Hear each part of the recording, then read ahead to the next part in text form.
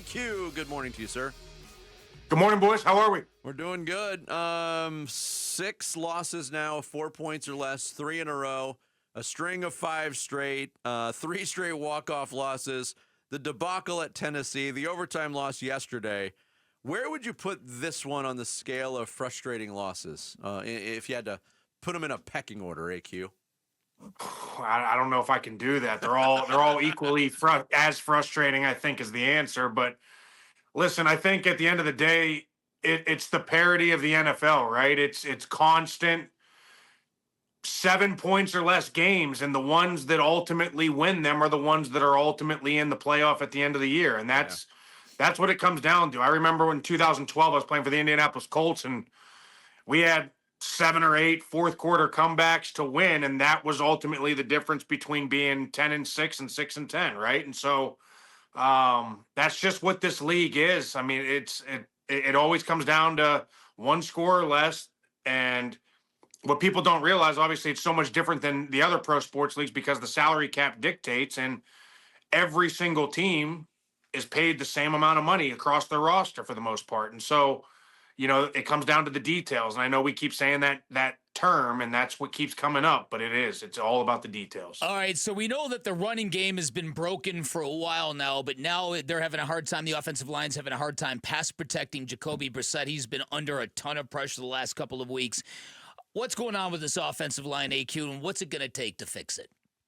It's tough. It's tough to watch. I mean, listen, I think early on in the year, I think, that was coming into the season. I couldn't wait to watch it from the booth and just see, because the last 2 years, I've been so impressed with their run game and how well their offensive line has been playing. And for whatever reason, early on, it wasn't clicking. And then you can use the excuse of, okay, they lost James Conner and they lost Trey Benson, right? Well, it wasn't very good in the beginning of the season either. No, So that's not the answer, right? And so I think when you look at it, you continuously watch it. And every time I turn on the film, it's literally every single guy has some mistake or two during the game, whether it's getting caught on an edge or maybe going to the wrong guy. So I think it's a multitude of things, and I'm not sure where to even start when that begins, because it's communication, it's fundamentals, it's technique, it's all of the above when you watch it. And let's also not forget, when you can't run it, it only makes your job pass protecting that much harder. Very true.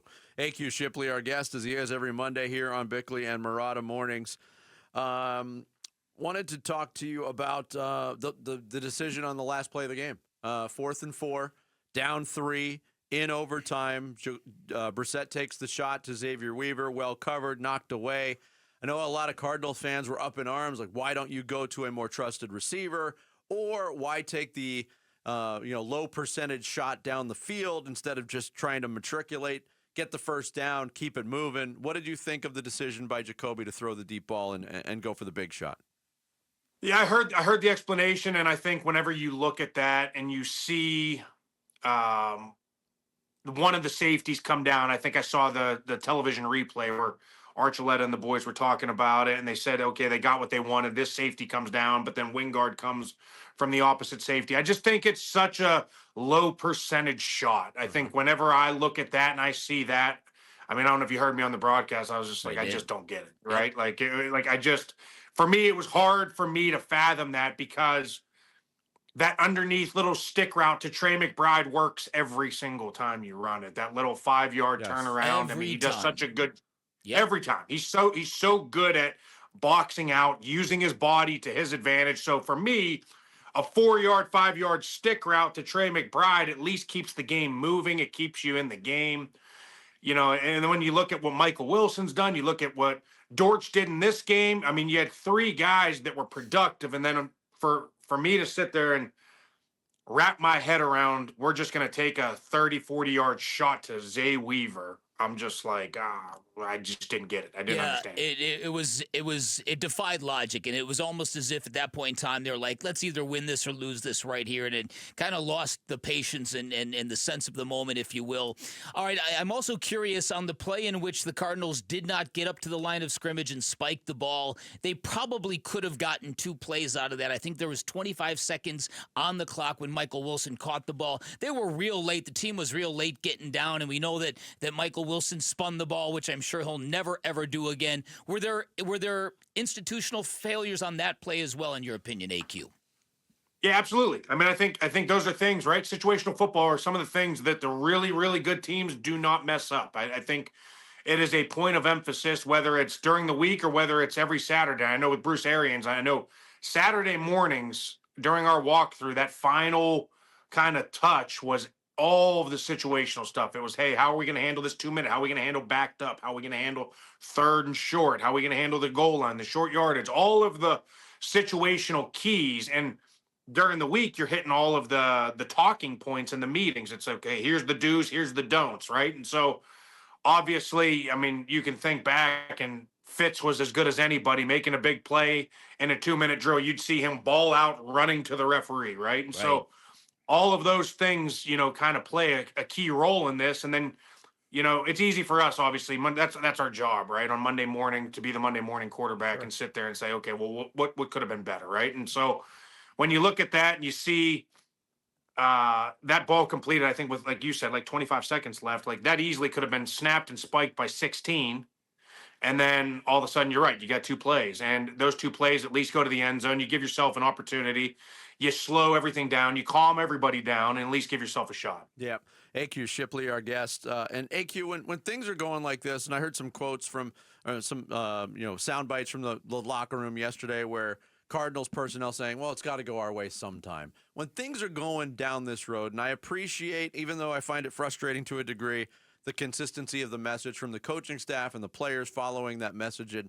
But, behind closed doors, what are players doing to try to shake this frustration, if you will? Do you do anything different, or you just buy in 100% to what's happening? I mean, what really goes on during a stretch like this? I think you have to stay convicted in your messaging, but you obviously have to do something differently physically. Yeah. I mean, the physical things aren't working, right? And so, to sit there and say that it's got to go our way sometime, that's not correct. It doesn't have to go your way. You have to go earn it. You have to go take it, right? Like, nobody's going to give you anything, especially in this league. In fact, people love to see people fail in this league.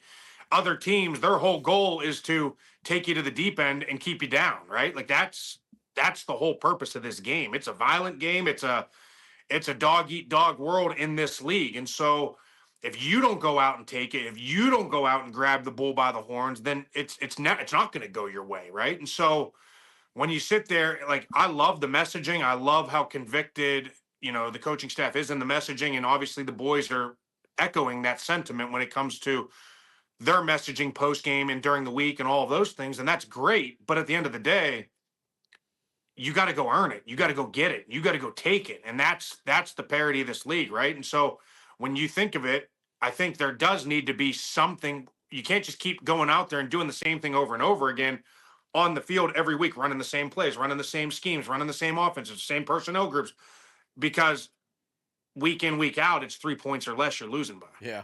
AQ, great stuff as always. Thank you, brother. Appreciate it. We will talk to you next week, but a happy holiday to you and your family.